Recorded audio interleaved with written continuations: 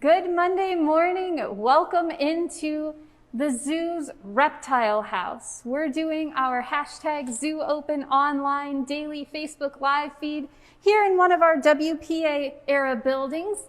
And we're going to be talking snakes and reptiles and amphibians and all things super cool here in the Reptile House. So as we get started this morning, let us know that you're here. You can see us, you can hear us, and let us know where you're from so we know who all's tuning in today and going to learn all about snakes with us. Hi, Athena and Kaden. Hi, Brooklyn. Max is so excited. He loves snakes. Yes, we made Max's day. Hi, Kathy in Michigan. Hi, Kyler, age 6 in Canton. Hi, Theo, William, and Marcus. Good morning, Isabel, Colton, and Cassidy. Hey, Nikki, thanks for tuning in. Hi, Noah. Cal in Bellevue says, wow. He's so excited already. Good morning, Braden and Aubrey in Belleville, Michigan. Hi, Grace and Tessa in Holland. Josh and Lucas in Sylvania. Hi, Paisley in Monclova. Hi, Tony. Thanks for letting us know you can hear us and you can see us. Hey, Grayson and Gavin. Yay, snakes, they say. Awesome. Roland in Fremont is joining us. Lindsay says she loves the Reptile House, snakes, and the Toledo Zoo. That's amazing. Thank you so much. Good morning to the Richardson family in Swanton. Hi, Jenny and Elena in Montpelier, Sue in Michigan, Mary Beth in Sandusky, Connie and Link, and Landon in Fort Wayne. Good morning, guys. Thanks for tuning in. We're going to go ahead and get started here. As we said, we are live in the Reptile House. It's one of the 5 WPA or Works Progress Administration buildings on zoo grounds, and we're going to take a bit of a walking tour with our keeper Mark here, and we're going to learn all about some of his favorites and, of course, take your questions. But before we begin, we always want to remind you guys of all the things that are still going on while you can't be with us here on zoo grounds. We announced yesterday this week's Meals on the Go. We're doing local Stanley's kielbasa and turkey and gravy this week. So get those orders in now.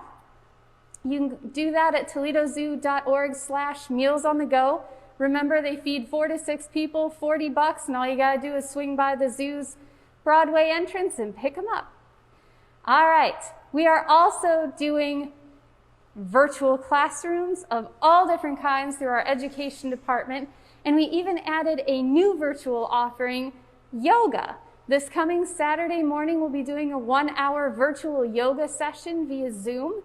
So we only have 100 spots, so get in there, sign up, toledozoo.org/virtual. We call it Namaste for Nature. So sign up now before we get sold out. Also, thank you for all of you who bought our Mother's Day brunches. That was an amazing turnout. We appreciate that. And for those of you who picked up your first batch of native plants, awesome stuff. The native plant sale continues at wildtoledo.org. All right, guys, as always, we thank you for tuning in, and we know that this closure has gone on for quite a while, and unfortunately, we don't know exactly when it's going to end, but we are committed to being here with you, doing hashtag Zoo Open Online, Facebook Lives each and every weekday at 10:30. And we appreciate any support you can give us via the donate button here or toledozoo.org/donate. As you know, we will be extending memberships. The length has yet to be determined since we don't know exactly when we're going to reopen yet, but we will keep you apprised on that and our reopening date on here, on our social, and on our website, so stay tuned. Okay, guys, enough from me. We're going to talk to Mark and learn all about the Reptile House. Mark, what do you want to talk about first? Well, we'll give a general tour of the building. We'll talk about our anaconda here, our green anaconda. She's a female. Now, anacondas are the largest snakes in the world. They might not be the longest, but they get the heaviest. Ooh. They can get about 16, 17 feet long on average. The record is about 24 feet, but it's really rare that they get to 20 feet. They're usually about 16, 17 feet, but they can weigh up to 200 pounds when they're full grown. Wow. And they can eat just about anything they can fit down their mouth. They can eat wild pigs. They can eat things called capybaras, which is a giant wild rodent. They eat caiman, which is an alligator-type animal that lives in the Amazon. They'll eat fish. They'll eat whatever they can catch. Oh my Now, it's goodness. only the females that get that big. Males are smaller. For some reason, males may get about 10 feet and weigh a lot less than the females do. So when you see a real big anaconda, you know it's a female.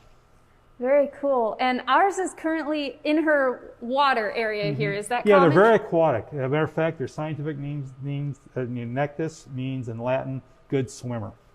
So they spend a lot of time in the water. They live in the Amazon River. They live in the marshes and the swamps of northern South America, where they're from.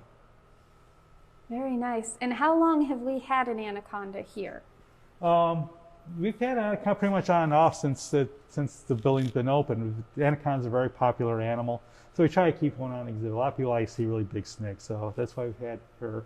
She's about 13 years old, and she's about 12, 13 feet long right now, so she can grow a lot more. Oh, wow. So she's maybe a little over half grown right now, so she'll get a lot bigger. And how long do they live? They live about 30 to 35 years. So she's 13 well on right her now, way, so but yeah, so she's, maybe young adult.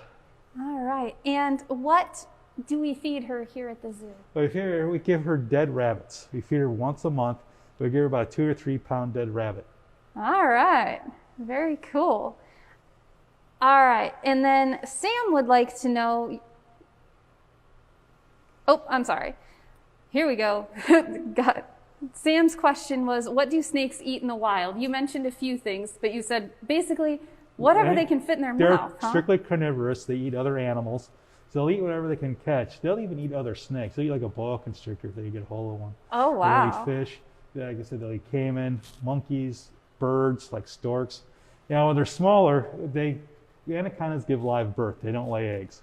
So when they're born, they're about 12 to 14 inches long, and they'll eat smaller things like small mice, insects, little fish, frogs, stuff like that. But as they get bigger, they eat bigger and bigger things. Oh, that's So if they cool. eat something really big like a wild pig or something like that, they might not eat again for another 6 months. And you mentioned that this anaconda is the heaviest snake. Cal wants to know, what's the longest snake then? The longest snake is probably the reticulated python, which you do have one over here on the other side, right across the anaconda. Okay. And they get about in the 24, 25 foot range. There's been records about 30 feet, but they've never really officially found a snake over 30 feet long. There's been reports of snakes over 30 feet long, but nothing's ever been... Nothing verified, Nothing huh? verified, exactly. All right. And Alan wants to know, how do you know how old she is? She was born in captivity, so we knew her actual birth date. Very cool. And Catherine wants to know, has she had any babies? Nope, not yet. We are not planning on breeding her. She's Okay. just strictly an exhibit animal. All right. And Roan, age 9, would like to know, where is her butt? Here's her butt. Well, you can't see it. It's kind of at the base of the tail. Okay. And I don't know, Cor, can you see that? I'm a little too short. You won't be able to. It's underneath. It's at the bottom. All It's right. under at the base of her tail. All right. That's where you know the tail starts.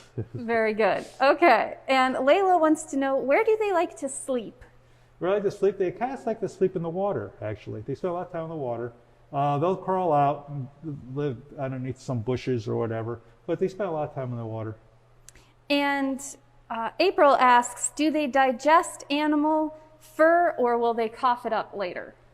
They actually will digest the fur. It kind of comes out in their feces, so it's in that. What they don't digest is teeth. So actually, if you kind of pull apart, you can actually find animal teeth in their feces. Well, that's an interesting one.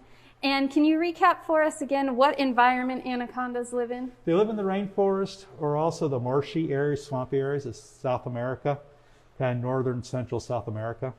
Very So all the way from the Caribbean coast, all the way kind of down to the edge of the Amazon jungle. Not something we really want to encounter in the wild, though. I would, but Okay, maybe probably not most people something I don't. want to encounter in the wild. Good point. Good point. And Katie asks, what other snakes give live birth? She thought they all laid eggs. Well, most snakes do. What give live birth are the boas. That's actually the difference between boas and the anaconda is part of the boa family. So the boas give live birth. All the boas give live birth. but pythons lay eggs. So that's actually one of the differences between pythons and boas, is that pythons lay eggs and the boas give live birth. Garter snakes, and the local things, garter snakes give live birth. Most vipers give live birth, like the rattlesnakes and stuff like that. Our gaboon viper, which will, the puff adders, they all give live birth. Very cool. See, Katie, we all learned something there today. And Scarlett in Monroe wants to know, how many snakes live here at the zoo? Oh, that's a good question. I actually never counted. So I'm guessing, rough guess around 50 or 60. All right, very cool. Because we have a lot in the back that aren't on exhibit. And what snake would you like to talk to us about next, Mark? Well, I got to talk about the rattlesnakes here. All right. These snakes are actually found in the United States and southeastern United States. Over here on my left is the timber rattlesnake. And over here is called the eastern diamondback rattlesnake. And the eastern diamondback snakes get really big too. They were probably the heaviest snake in North America. Ooh. But this was, like I said, a young one too. It's pretty small. All right. And talk to us about the different patterns on of the scales on their skin. Well, the different patterns, this helps them blend into their environment. So it helps them kind of hide from predators. There are actually animals that will eat rattlesnakes, especially like hawks and things like that. And also hides them from their prey. So they're actually kind of like ambush predators. So like a little rat or mouse will go hopping around, so they'll be hiding in the brush, and they'll strike out and bite this prey item, and then just let them go, and then the venom will take effect, and then it'll die, and then it'll come up and eat it. So that's why they kind of have these different patterns. And Landon, age 5, would like to know, what do we do with the snake skin at the zoo after they shed it? Oh, that's a good question. We sometimes do a couple things. Sometimes, well, we have to sterilize them because there's potential they'll have a disease called salmonella that could pass on to people. So we will kind of sterilize it, and we usually use them in our education building programs. And other times we actually give them to our mammal department, and they'll use it for enrichment for some of the other animals like the meerkats and stuff, and they can go and tear them apart and have fun with it. Oh, that's really cool. All right, and Matt wants to know, how do you clean the cages of snakes? Clean the cages? Well, we have various tools, and it depends on the snake. Sometimes we'll have to pull the snake out. We have barrels, we'll put them in a barrel. For the venomous snakes, we use hooks, and we'll hook them up so we don't have to come in direct contact with daters. We don't want to get bitten by a venomous snake. Put them in the barrel, and we'll just go in and clean it. Sometimes we have a long spoon. That's just kind of a quick clean. We can go with a long spoon, pull it out. And then about once a year, at least once a year, twice a year, we'll actually take the exhibit and strip it all the way down, disinfect it, put it back together again. Wow, that's awesome. And Shelby, age 10, wants to know, do you ever touch the snakes? The non-venomous snakes, yes. Sure. All right. And Alex wants to know, do the two snakes in this exhibit that we were just looking at and talking about, do they get along? Yeah, they do. They're fine. All right. And Emma asks, do the rattles tell their age? No, that's actually a myth.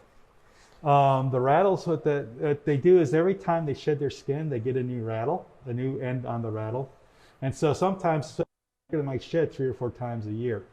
And as they get older, they shed less and less. And the other thing is that as they get older too, sometimes the end breaks off. There's no way to tell an age of a snake based on the rattle.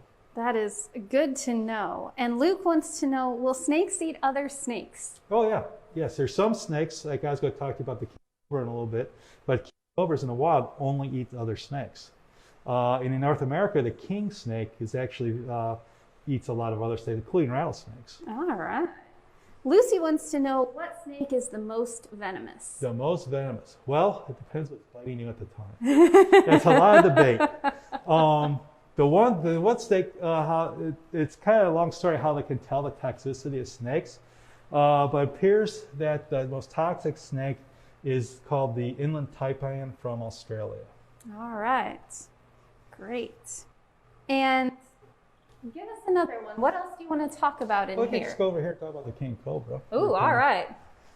So while we're going, Tony asked, what's your favorite part of being a keeper, Mark? Oh, I just like being around the animals. That's always kind of interesting. And you were telling me before we went on camera that you've been doing this for quite a long time. Talk us through your career. Oh, well, I actually started off here at Toledo Zoo. I'm from Toledo, Ohio. I was a volunteer, and I had a couple part-time seasonal jobs with the education department. And then I got a job as a keeper at the Indianapolis Zoo. I was there for like 5.5 years. And then I saw Denver, Colorado was looking for zookeepers. So Colorado sounds like a cool place to live. So I applied there. I got a job there, and I was there for 23 years. And then you came back here. I took early retirement from Denver, and I moved back here to help with family stuff. So I moved back here about 5 years ago. All right. And we are now here in front of the king cobra exhibit. Tell us all about this one. King cobra, like I said, in the wild they eat other snakes. Here at the zoo, we actually train them to eat rats. So they do eat dead rats here. We don't feed them snakes. So they do eat rats. And a king cobra is the longest, largest venomous snake in the world. Ooh. They can get up to about 13, 14 feet. And when they hood up and get to the end, they can almost get up like 5 feet. So if you're kind of sure, they can actually kind of look you in the eye when they actually hood up and go full height. Yeah, that'd be me. I'm 5 feet tall. So they're really cool snakes. They're found in Asia, India, Asia, across Asia. They are considered a threatened species. Their numbers have been increasing due to habitat loss, and then they've also been hunted. And Luke asks, what do we feed the king cobra? Well, we feed them dead rats. Okay. We get our rodents in frozen, and then we thaw them out here, and then we feed them out. So they don't need to eat live things. All right. And let's see here. Leah wants to know how many babies snakes usually have. Oh, it depends on the snake. It depends on the age of the snake too. Like the anaconda, when they're younger, they have 12 babies, but they could go up to 20, 30. And I probably should, with the puff adders on their side, they could have up to 80 babies at a time. Whoa! And so some snakes, like some really nice, they may only lay like maybe 2 or 3 eggs. They lay eggs. Others might lay up to 20 or 30 eggs. Oh my So it all depends on the size of the snake. Like a big python can lay about 30 eggs. Wow. All right. And Alex asks, how big is our king cobra? Oh, we actually never measured her. It's really hard to measure a snake, even a non-venomous, non-venomous kind of, but a venomous snake, and especially this big and dangerous. So I'm guessing, it's just a guess, maybe about 10 to 12 feet, somewhere around there. And we're seeing her tongue come out. Talk to us about what she's doing. Okay, that's how they sense their world. They don't really have very good eyesight, and that's just how they smell. They have that forked tongue, and that's how they can tell the direction where a smell is coming from using that forked tongue. And so they have something on the roof of their mouth called a Jacobs's organ. And so they stick their tongue out and they wave it around. They pick up little particles, little molecules of odor, and they bring it in. And that's kind of how they sense the world. They can be very sensitive. It's very sensitive, and they can tell what it is and where it's coming from. And that's how they sense the world. That is really neat. And her skin looks very smooth. Is it? Yes, it is. And she's actually really shiny right now. She just shed last week. She just shed her skin, so she's really shiny right now. All right. And Thomas wants to know what exactly makes them hood up. They have special ribs at the neck ribs, and they actually kind of fan out when they can actually use their muscles to spread their ribs across like that. And they'll do that when they feel threatened? Yeah, when they feel threatened. Yeah, basically it's a warning. Hey, stay away. I'm dangerous. Leave me alone. All right. And Lucy wants to know, what snake is your favorite? I guess I have to pick the anaconda. All right. And Lori asks, how old is our cobra? That's a good question. Offhand, I don't remember. That's okay. We can come back and find that one out here. Okay. Roland wants to know, how big are the eggs when they lay them? They're about maybe 3 or 4 inches. They're kind of oval shaped. They kind of look like this. Okay. And Kenzie wants to know, how long does it take for the eggs to hatch? Usually about, it depends on the snake, but maybe about, it takes actually a lot longer for a reptile egg to hatch than a bird egg. So it takes about, I think for cobras, it's about 40 days, 50 days, something like around there. Okay. And Shelby, age 10 in North Carolina, asks, do snakes have eyelids? No, they don't. They actually have a clear scale that goes over their eye instead of eyelids. So, and that will shed off when they shed their skin. So if you actually look at their shed skin, you'll actually see the little scale that goes over the eye after they shed. That's really neat. And actually, that's talking about eyelids. That's how the big difference between snakes and lizards. There are actually there actually are lizards that don't have legs, but they have eyelids. So that's how you can tell. It's one way you can tell that it's actually a lizard, not a snake. Not all lizards have legs. So that's awesome. And Jason wants to know, do you keep different antivenoms for all the different poisonous species? We do. We do. I think we have about a dozen different types of antivenom here. And so it's kind of based on geography, how they make the antivenom. So we have, like North American for the snakes in North America, we have African anti for the African. We have a South American for the South American, and an Indian, and a Southeast Asian. The king cobra actually is so unique that it actually has its own antivenom. We have to have our own antivenom for king cobra. That is neat. But everything else is kind of more geographical. And Catherine asks, do they hunt for prey in the day or night? Both. It all depends on the snake. Now, king cobras they do hunt during the day, but there are other snakes that prefer to hunt at night. So it all depends on the species of snake. And how long do cobras live? They live about 20 years. Especially the king cobra live about 20 years. And Isabel wants to know, how long does it take for a snake to be full grown? Well, again, it depends on the snake. The bigger snake, like the big boas and pythons, will take 4 or 5 years, maybe longer. But a little snake will take maybe about like a garter snake, could be full grown in about a year. All right. All right, what other snakes or animals in here should we talk about, Mark? Oh, go over here. So this is one of our local snakes. This is a fox snake. You can see we got a little distribution map up here, and they're only found like around Lake Erie and Lake Huron, around here. Only place in the world where they're found. So we're kind of lucky. We have our own species of snake that live in this area. It is considered a threatened species, so you don't want to kill one. A lot of people mistake these for copperheads for some reason, because they kind of have a coppery color to them, but they look a lot different. They're really close related. And they're perfectly harmless. We don't have any venomous snakes in the Toledo area. This is a perfectly harmless snake. And what should you do if you encounter one of these? Just leave them alone. They're fine. Just, if it scares you, just back off. Yep. And all right, let's see. Shelby wants to know, do snakes swim? Yes, and they swim very well too. Very cool. All right, and let's see. Aiden asks, what's the most venomous snake here at the zoo? The most venomous snake I hear at the zoo we do have a taipan here. It's at the museum. It's not in this building. Over here, I have a green mamba, and this is also a very venomous animal. Talk to us about it. Okay, the green mamba is actually a pretty old animal. He's about 14 years old, which is old for a mamba. And they're from Central Africa. They're from the forests of Central Africa family. They don't hood like a cobra, but they are in the cobra family.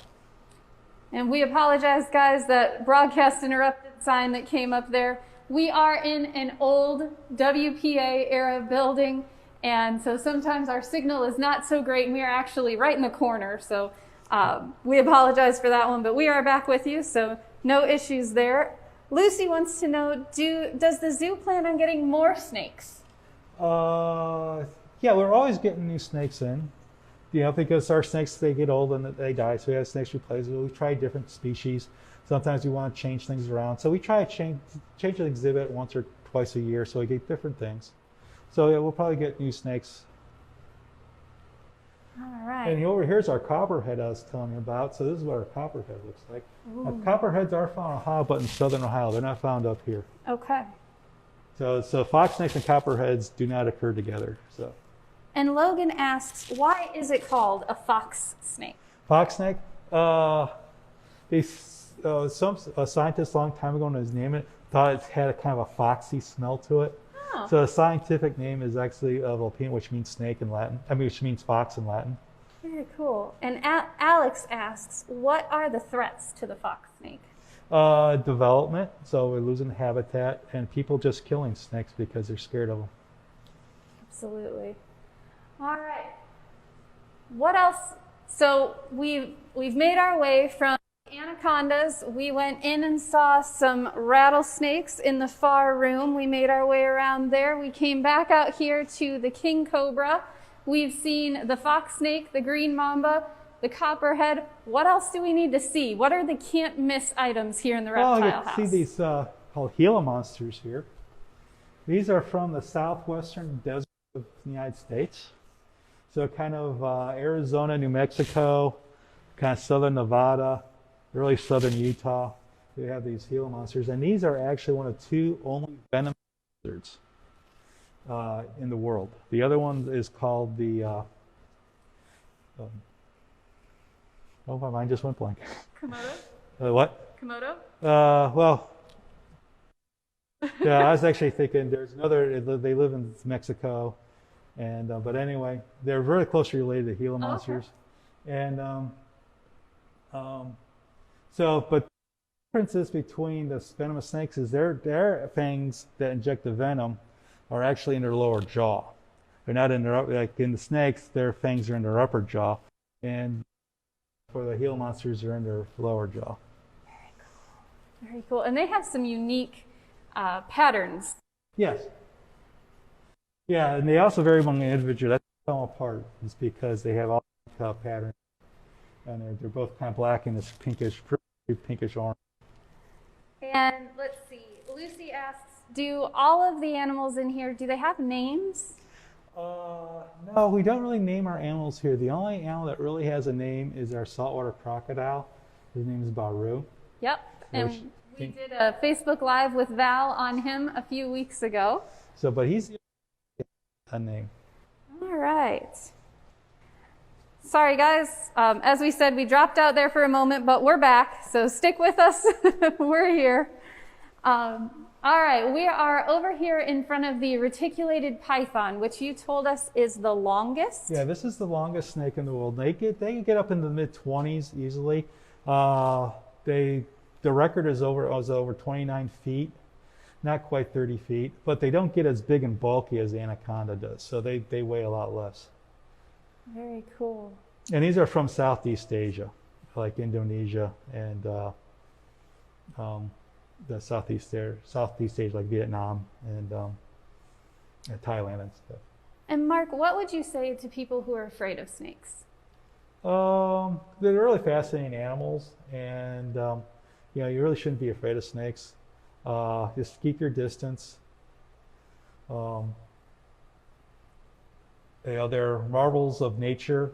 I mean, and you know, they're just amazing animals that how they sense the world and how they live without legs. And I mean, so you really shouldn't be afraid of snakes.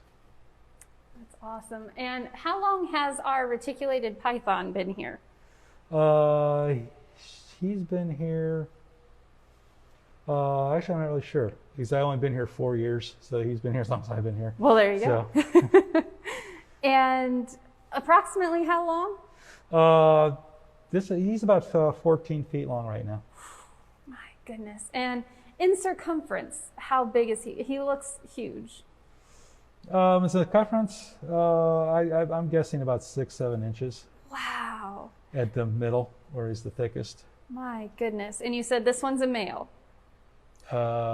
Yes, I believe so. All right. Awesome. All right, we are getting a request here to see the long-necked turtle.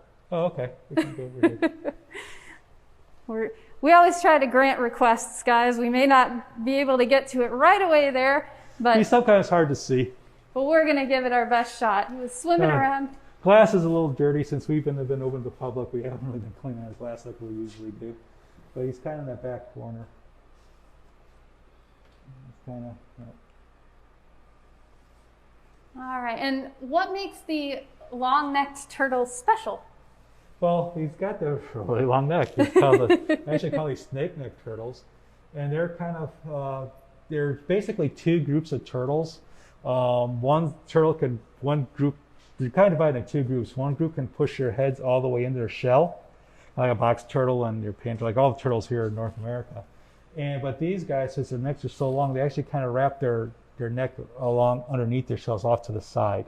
So whenever they get scared, instead of pulling their head in, they kind of wrap it around the side. That is amazing. See, guys, we are learning so much in here today. And yes, they asked, do we also have lizards here in our reptile house? We do. And they're mostly on the other side. They're mostly small. We have some lizards in here, but they like to hide in their logs, so I was going to talk about them because they're really hard to see. These are called prehensile-tailed skinks from Solomon Islands. And we can save the other lizards. We'll do that maybe another day. So tune in and see that another day, guys. But yes, we are in the front portion here of the reptile house. So just to give you guys kind of your bearings, when you walk in, there's the giant sculpture standing in front of you. And then we started to your right with the anaconda, then coming into this little room off to the right to see the rattlesnakes and the turtle, and worked our way around. We then went over to the left to see the king cobra. The fox snake is in the little area in the middle there. And then we went back to the green mamba, over to the copperheads, and came back out to the Gila monsters, and then worked our way back over here to the reticulated python. So basically, we made a big loop here in the building. And then there is the little walkway going back towards Baru. And Baru takes up all of the back of the reptile house. And on the walls facing him would be where our lizards and tuatara would be found, correct? Correct. And Mark was also talking about, and some of you guys have also asked about the turtles. There is the native turtle yard outside behind the reptile house, along with the Hellbender pod that we toured with Mitch a few weeks ago. So just to give you guys a little bearing here. All right, we are going to finish up here in the reptile house and say thank you guys so much for tuning in. And we'll end with Camden's question. Camden is 10 years old and wants to know if we have a black mamba. No, we don't. There are not too many zoos have black mambas. They're very dangerous, and so they're hard to take care of. And so, yeah, we don't have a black mamba. But you said we have the green mamba, which is over there. We showed off earlier today. So thank you, Mark, so much for joining us. And thank you guys for tuning in to our tour of the reptile house. We look forward to seeing you the rest of the week. Remember, we're here each weekday at 10:30 going live all around your zoo. We'll see you tomorrow.